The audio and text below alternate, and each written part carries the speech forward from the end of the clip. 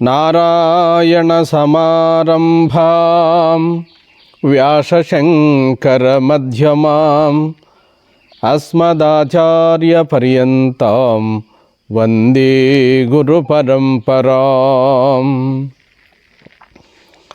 దివ్యాత్మస్వరూపులైన ప్రియ ఆత్మ బంధువులారా, మనం కొంతకాలంగా ఈ ఆధ్యాత్మిక ప్రవచనములను జరుపుకుంటున్నాము. ఇందులో భాగంగా ఈరోజు మన ప్రస్తావన ఏమనగా, ధ్యానం ఎలా చేయాలి, యోగం ఎలా చేయాలి, జపం ఎలా చేయాలి, పూజలు ఎలా చేయాలి అనేటువంటి మొదలుగా గల అంశములను మొదటి భాగంలో చెప్పాము. రెండో భాగంలో కూడా ఈ అంశాన్ని చెప్తున్నాం.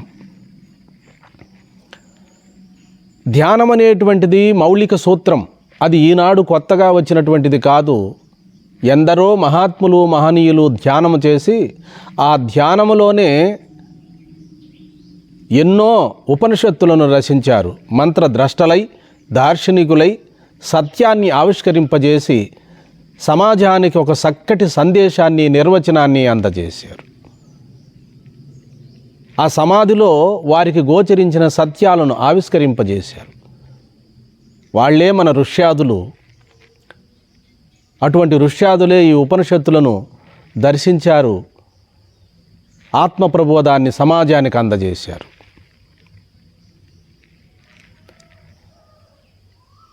సమయపాలన అనగా కొత్తగా ఈ అర్థాన్ని మనం ఆలోచించనక్కర్లేదు. వ్యాసాశ్రమ వ్యవస్థాపకులు మహర్షి మలయాళ స్వాములు వారి సమయపాలన అనేటువంటి శబ్దాన్ని ఎక్కువగా విరివిగా చెప్పారు. ఏ సమయంలో ధ్యానం చేయాలి, యోగం చేయాలి, జపం చేయాలి, పూజలు చేయాలి, ప్రార్థనలు చేయాలి, వ్రతాలు ఆచరించాలనేటువంటి అంశాలన్నిటినీ కూడా కూలాంకషంగా వ్యాసాశ్రమంలో నాటి నుండి నేటి వరకు జరుగుతూనే ఉన్నవి. వాటి గురించి చక్కటి నిర్వచనాన్ని మనకు అందజేశారు. గీతాపారాయణం అనేటువంటిది కేవలము యాంత్రికంగా చేసేటువంటి ఒక పారాయణం కాదది. భగవద్గీత భవసాగరాన్ని దాటించేటువంటి అమూల్యమైన గ్రంథరాజనం అది. అలాగే భారత భాగవత పురాణాలన్నీ కూడా మన జన్మను చరితార్థం చేయడం కొరకే మన మహర్షులు, మహనీయులు మనకు ప్రబోధ చేశారు. 4 వేదములు, వేదాంగములు, ఉపనిషత్తులు ఇవన్నీ కూడా నీవు సాక్షాత్తు పరబ్రహ్మస్వరూపుడివే, జీవుడు వేరు కాదు, దేవుడు వేరు కాదు, ఉన్నది ఒకే ఒక పరిపూర్ణ బ్రహ్మము, ఉన్నది ఒకే ఒక ఆకాశము, కనపడుతున్నది కుండల్లో వేరువేరుగా. ఘటాకాశము, మహాకాశము అన్నారు. ఘటములో ప్రకాశించిన ఆకాశాన్ని ఘటాకాశం అన్నారు. మహాకాశం ఉంటేనే ఘటాకాశం ఉన్నది. అలాగే పరిపూర్ణమైన బ్రహ్మం ఉంటేనే అన్ని జీవుల్లో కూడా ఆ చైతన్యం ప్రకాశిస్తూ ఉన్నది. ఘటమని మనం అనుకున్నాము. వాస్తవంగా విచారిస్తే ఘటం ఉన్నప్పుడు ఆకాశానికి ఏ విధమైన విఘాతం లేదు. ఘటము లేనప్పుడు కూడా ఏ విధమైనటువంటి వినాశనము లేదు. అలాగే శరీరముతో పరమాత్మకు ఏ విధమైనటువంటి బాంధవ్యము, శరీరం ఉన్నా లేకపోయినా పర్వాలేదు. కుండకు ఏ విధముగా అయితే ఆకాశముతో బాంధవ్య వియోగములు లేవో, అలాగే పరమాత్మ శుద్ధ నిర్గుణ పరిపూర్ణ బ్రహ్మము నిష్క్రియం. కానీ మనము అనేక జన్మల నుండి అజ్ఞానం వలన, తానెవరో తనకు తెలియకపోవడం వలన నేను దేహం అనుకుంటున్నాము. విచారిస్తే దేహి వేరు, దేహం వేరు. దేహి దృక్కైతే దేహము దృశ్యము. దేహి అంటే ఆత్మ. కుండ జడమైతే ఆకాశము సూక్ష్మము. ఆకాశాన్ని పరబ్రహ్మానికి సాదృశ్యము చెప్పారే కానీ పరబ్రహ్మం అని చెప్పలేదు. ఆకాశానికి ఒక గుణం ఉన్నది, శబ్దగుణం. పరమాత్మకు ఏ గుణము లేదు, నిష్క్రియము, నిర్గుణుడు. ఆకాశానికి నేనున్నాననేటువంటి స్పృహ లేదు, ఎరుక లేదు, స్ఫురణ లేదు. కానీ ఆత్మకు నేనున్నాననేటువంటి స్ఫురణ 140 కోట్ల మానవులలో ప్రతిధ్వనిస్తూ ఉన్నది. ఏ దేశం వాళ్ళైనా, స్త్రీలైనా, పురుషులైనా, బ్రాహ్మణులైనా, బ్రాహ్మణేతరులైన చివరకు పామరజనులైన నేనున్నాననేటువంటి అనుభవం అందరికీ ఉంటుంది, నేనున్నాననే స్పృహ ఉంటుంది. ఎవరూ చెప్పనక్కర్లేదు, నేనున్నానో లేనో అనే అనుమానము సందేహం కూడా లేదు. కాబట్టి ఎప్పుడూ ఉండడము సత్తు లక్షణము ఉన్నట్టు ఏదైనా ఒక విషయాన్ని తెలుసుకోవాలనుకుంటాం, అది సిత్తు లక్షణం. సిత్తు అంటే జ్ఞానం. ఎప్పుడు మరణించకుండా ఉండాలనుకుంటాం, అది సత్తు లక్షణం. అన్నిటినీ తెలుసుకోవాలంటాం, సిత్తు లక్షణం. ఆనందంగా ఉండాలనుకుంటాం, ఆనంద లక్షణం. సత్తు చిత్తు ఆనంద స్వరూపమే మన స్వస్వరూపం. ప్రతి జీవి, ప్రతి ఒక్కరు కూడా నేనెప్పుడూ ఉండాలనుకుంటాడు, అలాగే ప్రతి విషయాన్ని తెలుసుకోవాలనుకుంటాడు, అలాగే ఆనందంగా ఉండాలనుకుంటాడు. ఎప్పుడూ ఉండాలనుకునేటువంటి అంశమేమి? సత్తు లక్షణం. అన్నిటినీ తెలుసుకోవాలనుకునే లక్షణమేమి? జ్ఞాన లక్షణం, చిత్తు జ్ఞానం. ఆనందంగా ఉండాలనుకుంటాడు, ఇది ఆనంద లక్షణం. కాబట్టి మనం ప్రతి ఒక్కరిలో కూడా ఎవరూ చెప్పకుండానే నేనున్నాను అనేటువంటి ఉనికి మాత్రము కోల్పోదు. దేశాలు మారినా, కాలాలు మారినా, ప్రజలు మారినా, ప్రాంతములు మారినా ఈ నేను మారదు, ఈ దృక్కు మారదు, దృశ్యములు మాత్రమే మారిపోతూ ఉంటాయి.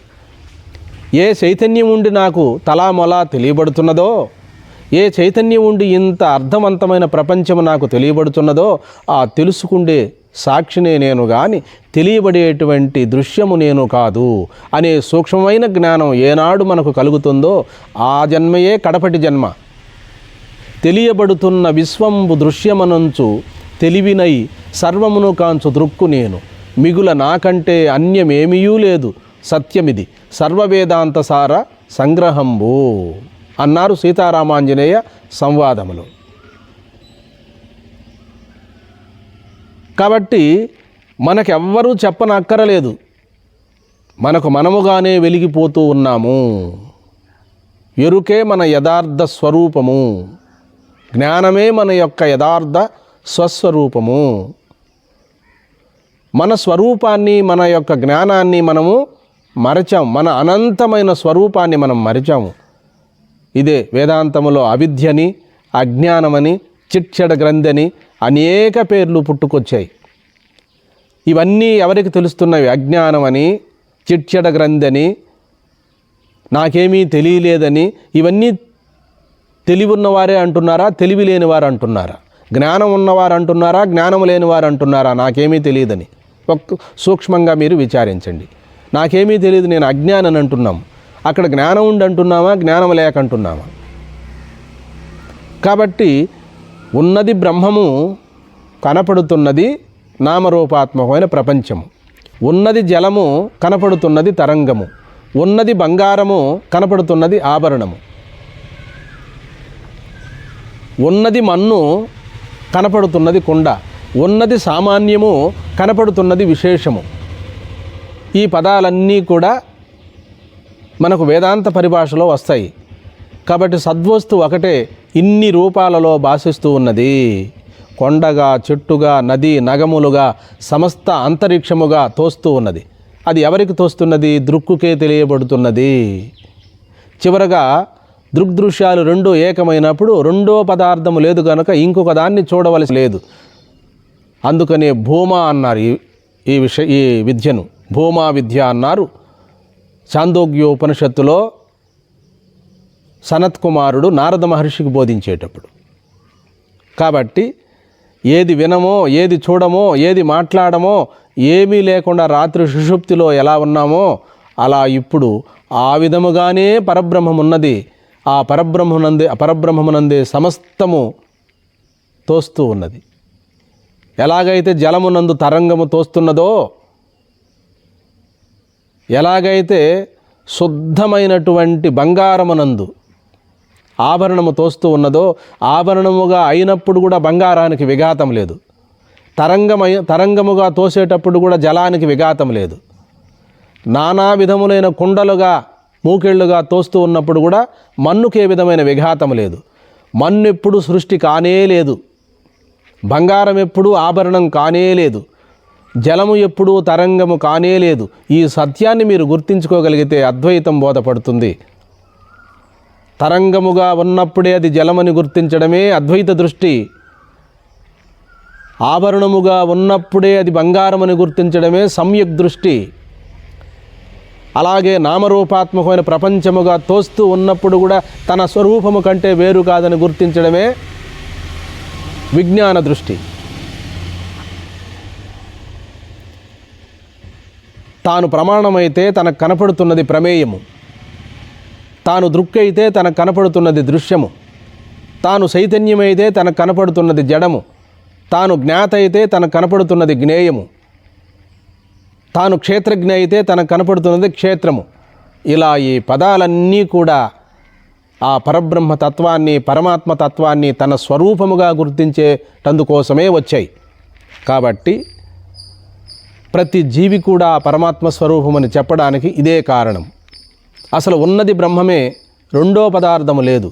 ఆ రెండోదిగా తోస్తూ ఉన్నది కూడా తన యందే. జలమునందు తరంగము ఏ విధముగా తోస్తున్నదో, దూదియందు వస్త్రము ఏ విధముగా తోస్తున్నదో, ఆకాశమునందు నీలత్వము ఏ విధముగా తోస్తున్నదో, ఆకాశం ఒకటి ఉండి కాదు, ఆకాశం గగనం శూన్యం అన్నారు. అక్కడికి వెళ్ళి చూస్తే ఏమీ లేదు, మన చుట్టూ ఉన్నది కూడా ఆకాశమే. ఆకాశం అంటే ఓపెన్ ప్లేస్. ఇది కేవలము స్థూలమైన ఆకాశం. ఈ ఆకాశానికి కూడా ఆధారమైనది చిదాకాశము, అదే జ్ఞానస్వరూపము. ఆ జ్ఞానం ఉంటేనే నాకు ఆకాశం ఉందని చెప్తున్నాను, నక్షత్రాలు ఉన్నాయని చెప్తున్నాను, సూర్యుడు ప్రకాశిస్తున్నాడని చెప్తున్నాను, అగ్ని మండుతున్నదని చెప్తున్నాను, వాయువు వీస్తున్నదని చెప్తున్నాను, జలము ప్రవహిస్తుందని చెప్తున్నాను. నేననే స్పృహ లేక, నేననే ఎరుక లేక పైన ఈ దృశ్యాలను చెప్పగలనా? లోపల ఆలోచనలు చెప్పగలుగుతున్నాను, సంకల్ప వికల్పాలను చెప్పగలుగుతున్నాను. అందుకనే ప్రజ్ఞానం బ్రహ్మ అని చెప్పారు మహాత్ములు. అన్నిటినీ తెలుసుకుంటున్న ప్రజ్ఞస్వరూపుడివే నీవు. పిపీలకం నుండి బ్రహ్మ పర్యంతము ఒకే ప్రజ్ఞ ఉన్నది. అందుకని నాలో ఉన్నది కూడా ప్రజ్ఞయే. అందుకనే ప్రజ్ఞానం బ్రహ్మ, నేను ప్రజ్ఞస్వరూపుడునే అని మనం గుర్తించాలి. ఈ సత్యాన్ని గుర్తించేటిది కోసమే మానవ జన్మ వచ్చింది. తన స్వరూప జ్ఞానాన్ని ఏనాడు ఏ జన్మలో తెలుసుకుంటామో అదే కట్టకడపటి జన్మ. ఏ రోజుటికైనా మనము ఈ సత్యాన్ని మనం గుర్తించాలి.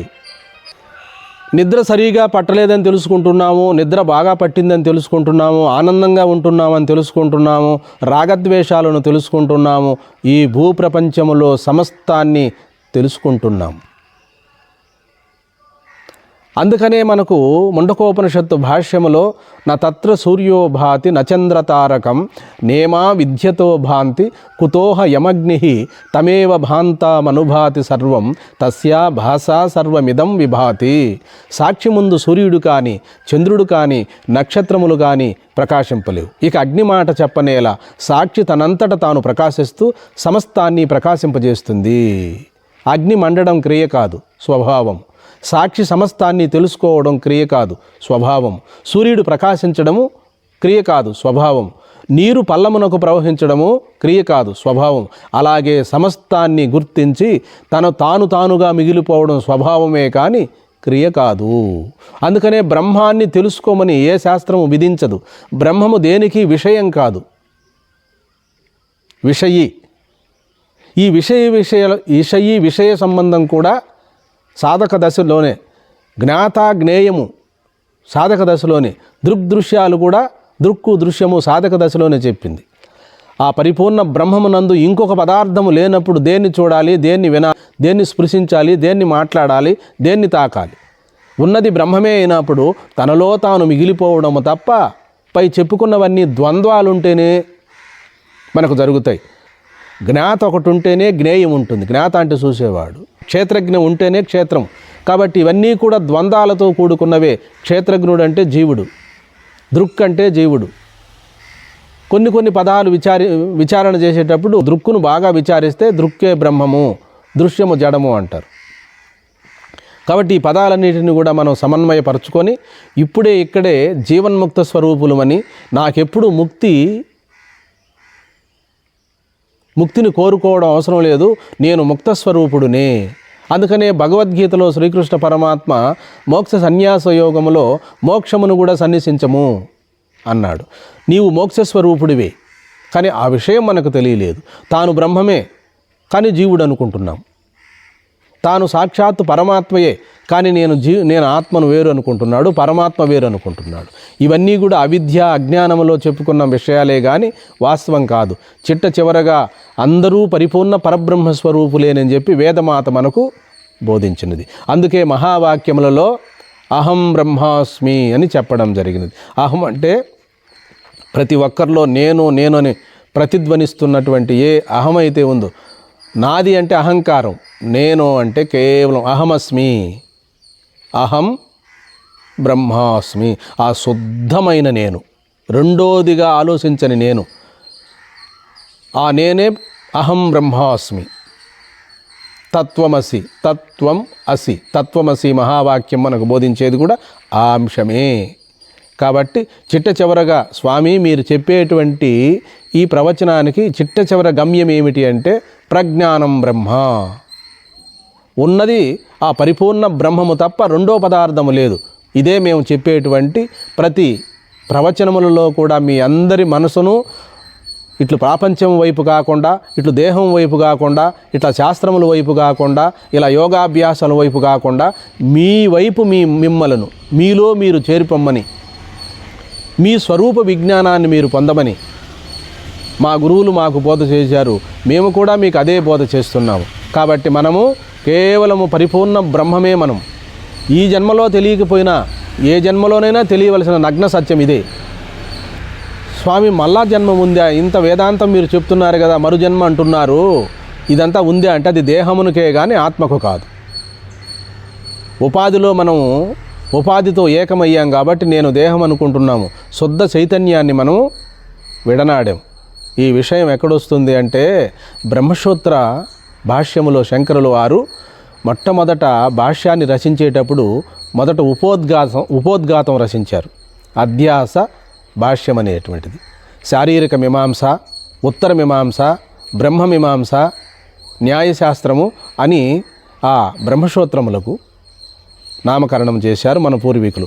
ఈ శరీరములో ఉండేది ఎవరు విచారించి సంపూర్ణముగా ఇతడు శారీరకుడు అంటే జీవుడు కాదు, ఉన్నది బ్రహ్మమేనని చెప్పడం జరిగినది శంకరాచార్యులు వారు. కాబట్టి మనము చిట్ట చివరగా మనం తెలుసుకోవాల్సిన అంశం ఏమిటంటే నేను దేహంగా ఉన్నప్పుడు కూడా, దేహంలో ఉన్నప్పటికీ కూడా దేహమునకు విలక్షణమై సాక్షి స్వరూపమైన బ్రహ్మమును నేనేను. కాబట్టి నా ఎరుకలోనే నాకు శరీరము తెలియబడుతున్నది, నాకే అన్నీ తెలియబడుతున్నాయి, నా ఎరుక కాదు, నాకే సర్వము తెలియబడుతున్నది. అంటే నీవెవరు? ప్రజ్ఞానం బ్రహ్మ. చిట్ట చివర గమ్యము, చిట్ట చివరి నిష్కర్ష ప్రజ్ఞానం బ్రహ్మ అని మీరు అనుభవానికి తెచ్చుకొని ఈ జన్మలోనే ప్రజ్ఞస్వరూపులై జ్ఞానస్వరూపులై మిగిలిపోగలరని నేను మనవి చేసుకుంటూ సర్వే జనాః సుఖినో భవంతు, లోకా సమస్తా సుఖినో భవంతు. హరి ఓం.